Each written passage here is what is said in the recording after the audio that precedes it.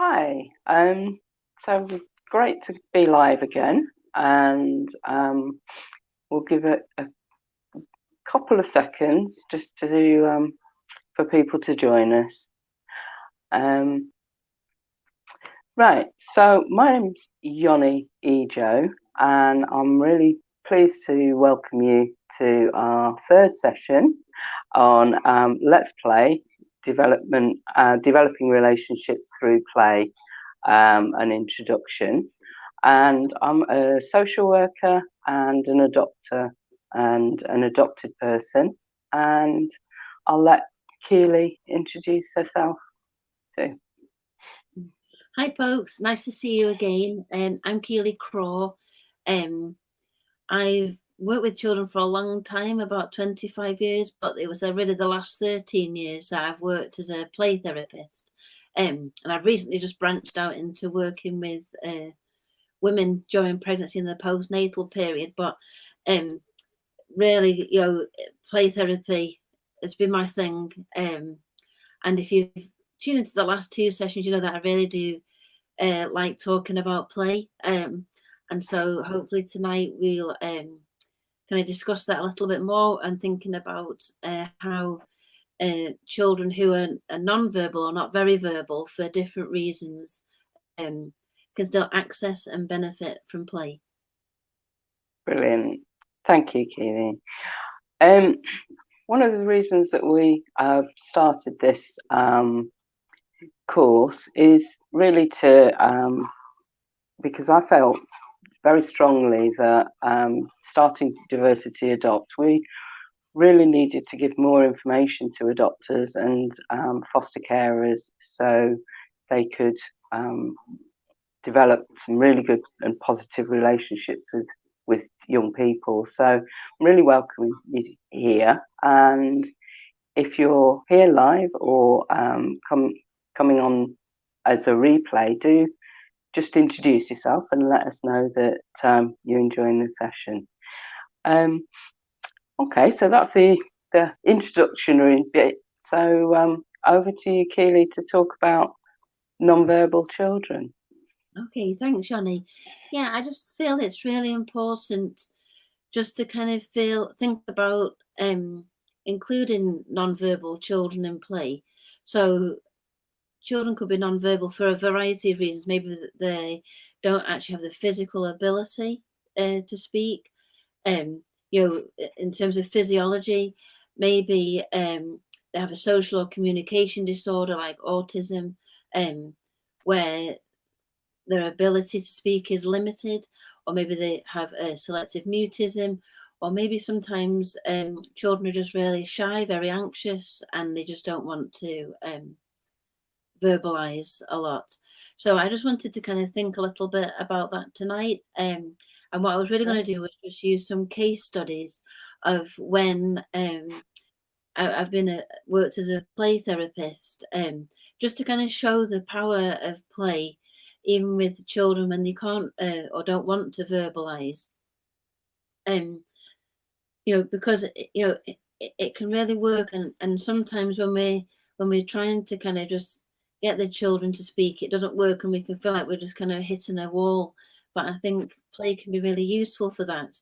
And also, I hope what you would draw from the case studies too is that different children respond in different ways, and we can get different things and learn different things through play with the children. So the aim of what Yoni and I are trying to do with this course, these sessions, and the 10 module course sort of following the new year, is to kind of help you to think about play in terms of how you can develop a relationship, and that could mean lots of different things. So for some children it might be that you can use play and it'll work really well, and maybe after a period of time they're more open in the verbal communication with you. Maybe they're just more open to kind of physical contact. For other children, it might just be, that you ask them how the day was at school, and they can say, okay. And there's 2+ points. They had an okay day at school, which might be a biggie, for some kids. Yeah. And they were able just to say, okay, instead of just the silence or the nothing. So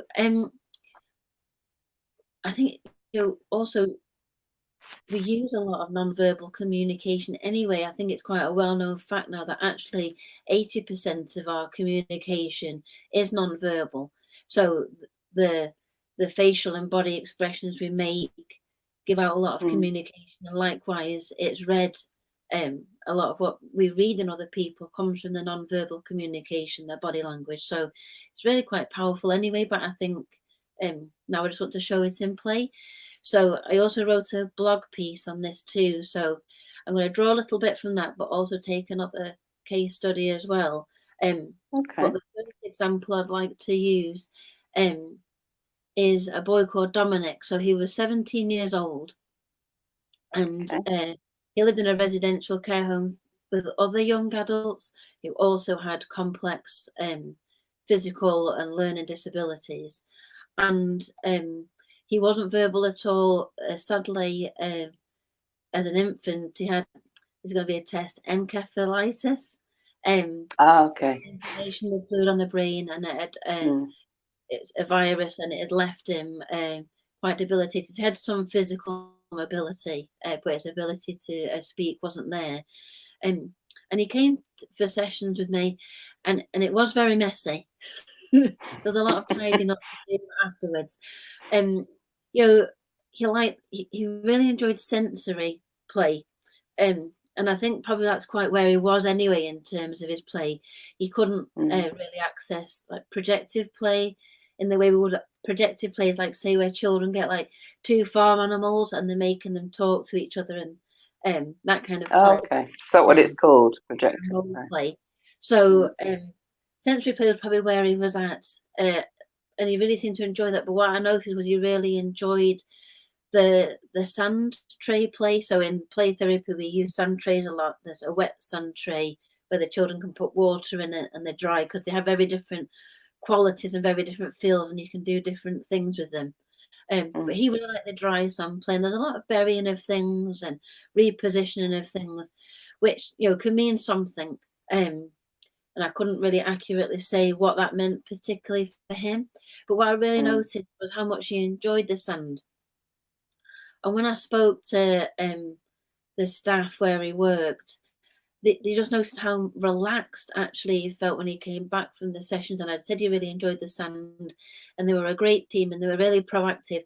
And so they actually got Dominic a tray, and they, and some toys, and he used to play with that. And when his dad came to visit, they would use that, and he just found it really relaxing. And actually his dad found it a really good way just to kind of connect and link in with him. So this boy had like no means of verbally communicating, but he found a way through the sand, through that kind of play, of finding some kind of relaxation, and it gave the staff and his dad a way to kind of, and for him really, for them to communicate with each other, even though he couldn't really tell a clear story through the sand. He benefited greatly from that. Is that quite a useful thing when you sort of use play to discover different interests and then replicate those in different environments? Is that quite beneficial sometimes? Yeah, I mean, I think as a therapist, you're aiming for something different, and sand tray therapy in itself is quite a powerful tool. But you might just, I think I guess one of the takeaway points from this is about looking at your own children and seeing what kind of play they're drawn to, and what they like, and just trying to kind of develop and expand on that, notice that, and maybe kind of encourage that kind of play more. It's definitely a good thing to do. So, if they love building things, then crack open the Duplo or the Lego, or the building, or get out all the kitchen rolls and stuff, and you could make exciting things together. So that was a real away point for me when I worked with that boy. And another boy who I had a great experience with, who again was non-verbal. He was autistic, but his diagnosis was quite complex because he'd also had a very kind of neglectful and probably quite a very frightening experience as a baby. So he was left as a baby for hours on his own in his cot. And there was also a lot of domestic violence in the house. So sometimes there it's hard to tease out what parts with the autism and what parts were maybe a disorganized attachment. But there was autism there. It wasn't all disorganized attachment. Right. You know, I read a lovely boy. He was 12, nearly 13. And when he first came to the sessions, you know, he would just have a quick look around at things. And I just think as we kind of just, you know, allowed that in a space and he felt safe, he started just to lie on a table, just curled up. I mean, he was quite tall and the table was quite small, but he would curl up in a fetal position. And I took that as maybe a cue that he wanted to be nurtured, to have that, to be taken care of. So what I did was actually I put a pillow under his head and a blanket on him, and he was fine with that. And then I just used to sit at the side of him and just sing Twinkle Twinkle repetitively. Let me tell you, it's very soporific. I was nearly falling asleep. I can imagine. We sit there for or lie there, should I say, for quite a long time in this session. We did this week after week, and I was very comfortable with it because I just felt it was really getting something from it. And then I guess it's one of those moments where it felt very powerful for me. But one day we did that, and then he was playing, and he handed me a keyring out of his pocket. It was just something that it had, maybe someone in the family had some keys cut, and it was just like a little flimsy plastic keyring that they attached to it. And he gave me that, and I really took that as a sign, actually, of the connection that we'd made, and that was his way of kind of communicating that, and almost a bit of a thank you. And we just kept on with the sessions, and after he'd done that, he would still kind of dip into that kind of play where he would kind of go to sleep for a little bit, have a rest. He wasn't actually fully asleep, but just having a rest. But he was also able then to kind of move on to other parts of play as well. But when play got maybe quite tiring for him, then he must have felt very safe and nurtured in that environment. Yeah, I hope so. And I just think, this is also, what I did there is also what, as foster and adoptive parents, you're also trying to achieve too. So all the children that are now in your care have come from spaces that weren't nurturing, that weren't caring. They may have been lucky enough to have a kind teacher or, a grandparent that was kind. So they may have had tastes of that. But this is part of, what you're now trying to establish is to give the children a sense of what a secure attachment feels like, what nurture feels like, and what it feels like to be safe. And I was able to give this boy Adrian just a wee taster of that. And I think that really kind of helped him. Again, they kind of noticed changes in his behaviour in the school. Unfortunately, home life was still quite chaotic. Dad wasn't in the house. He was in prison, but he was about to come out, and everything just felt a little bit shaky. And it was just also around the time that I was going to move to Scotland. So I would have loved to have just continued the work with him. But we did some good work there. And it was just really interesting just to see this child was actually seeking out that kind of sensation, and he really enjoyed it, and he was able to feel safe. Do you think are there ways that an adoptive parent or a foster carer can replicate that sort of space, that safe environment that you had therapeutically in their home? Is that something that you'd encourage them to do? Yeah. I mean, potentially, Yanni, that could be a whole other course. I guess if you were just going to take some key elements away from that, it's about how you kind of provide that nurture and safe space. So it's in those, those times when we can be calmer. So like bedtime is always a good one, where, you can kind of all like snuggle up together. You can be reading stories. Maybe the children are of an age where they like to take a drink of milk with them or something, and just making those kind of calm times. Maybe just be like singing them to sleep, if they'll tolerate that, depends how good your voice is, I guess. But or tapes, maybe for me. I think yeah, a tape or a music. CD, just something that just kind of just sets that tone. I guess it's almost in some ways for some of these children, it's kind of going back and almost doing a bit like what you would do for a baby.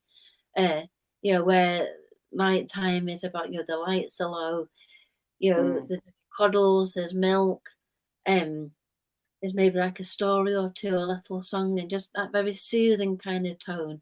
And it just maybe some elements of that can come into the day, that can really help, just as part of providing that kind of sense of nurture.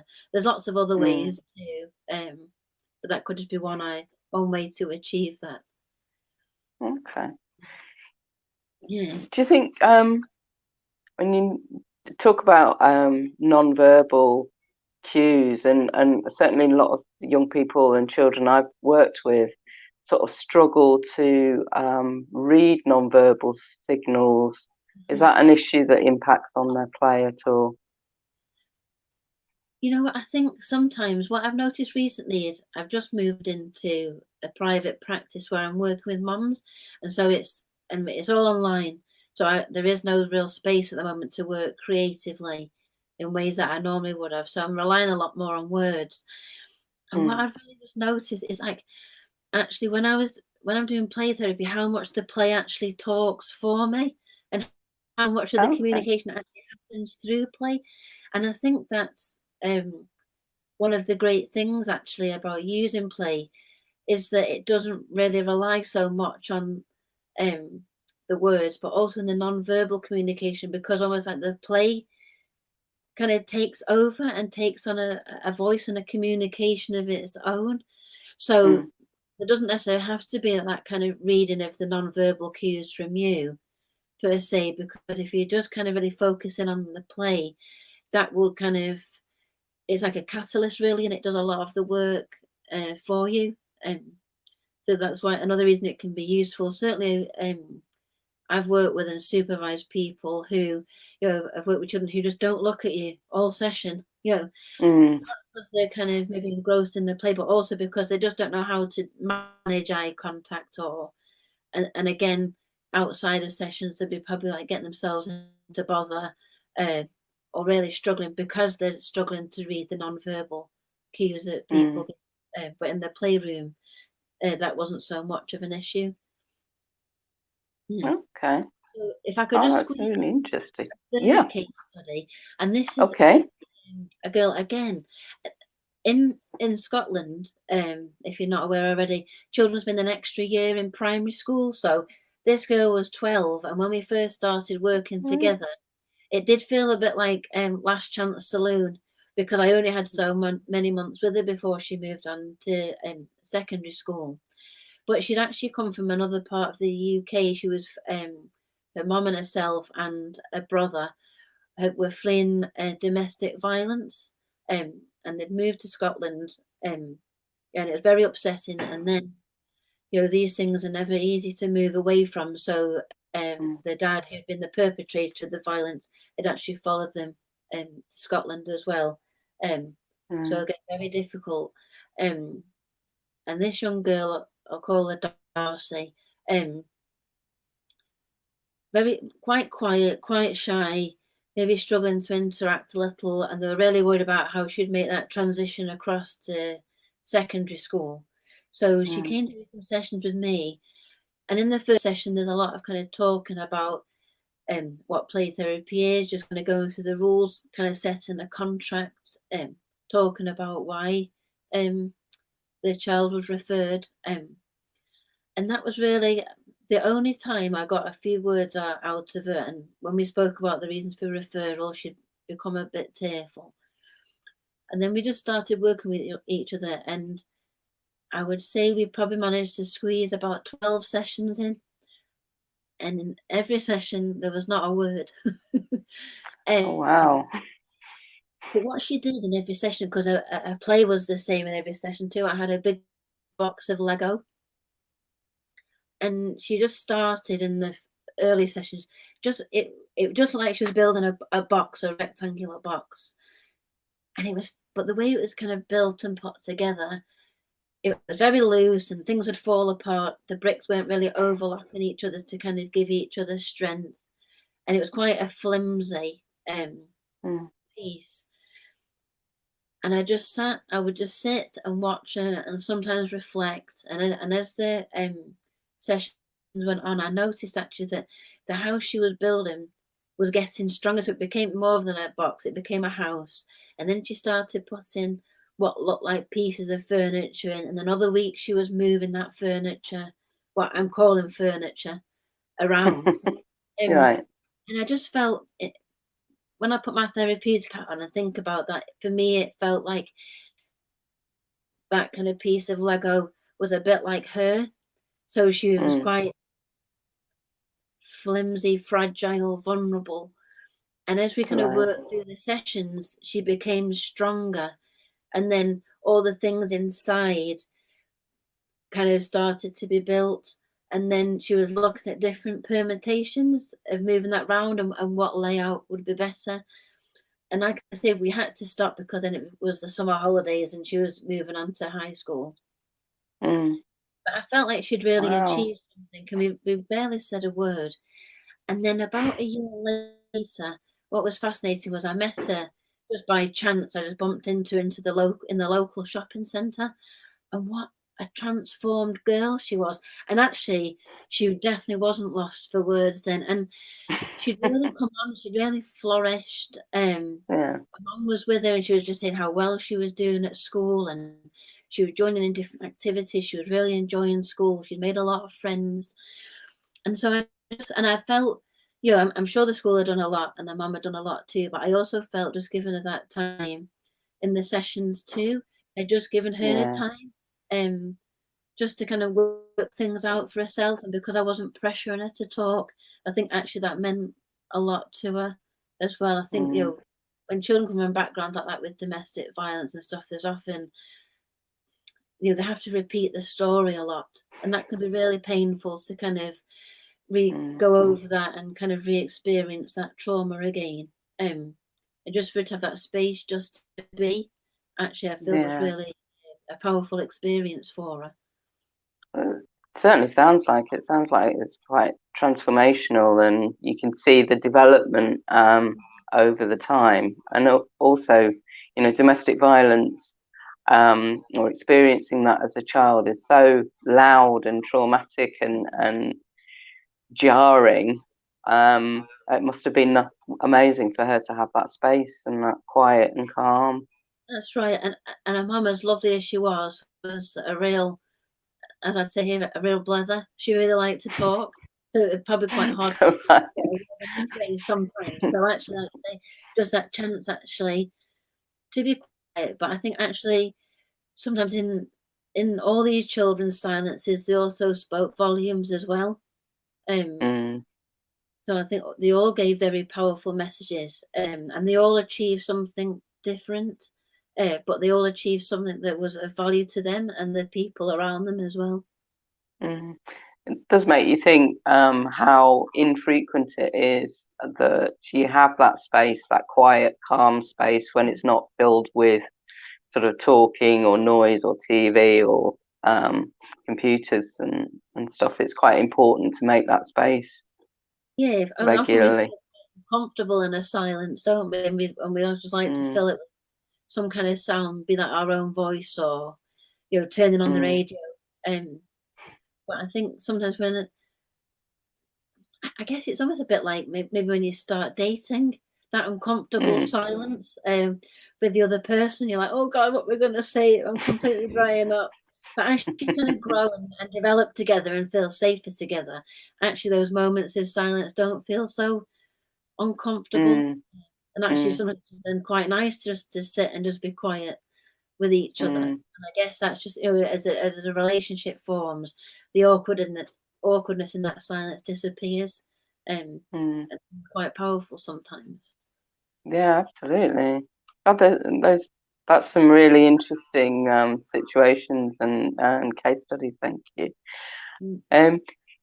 You asked if we could revisit one of the questions that we had from last week. Do you want to do that? Yeah, now so before we have a couple of other questions?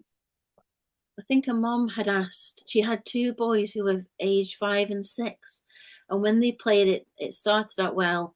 And then they maybe kind of like it lead into teasing, and then maybe the play would get a bit more aggressive.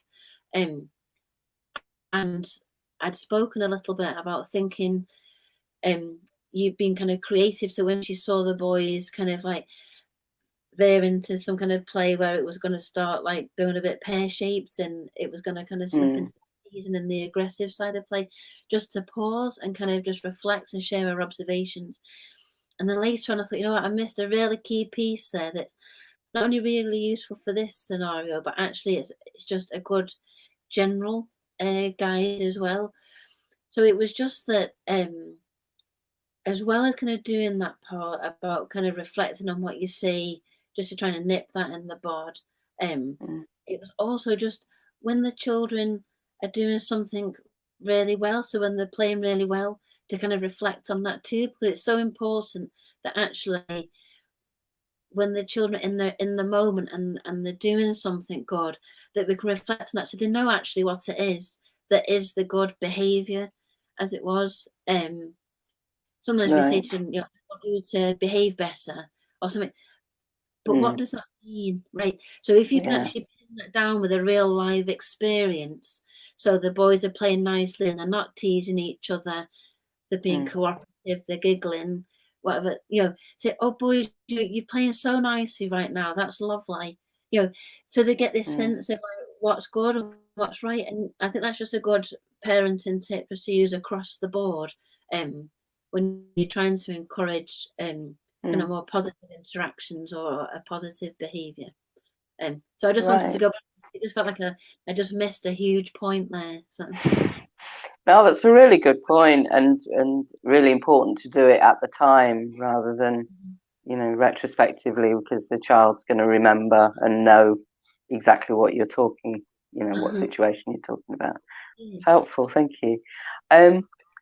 Some adopters in one of our adoption groups asked a couple of questions. So if I can ask you about, they were a bit anxious about how to entertain an 18-month-old, perhaps that prefers outdoor play and being outside in general, when, you know, obviously, particularly at the moment, you have to be inside quite a bit, or weather means that you have to be inside.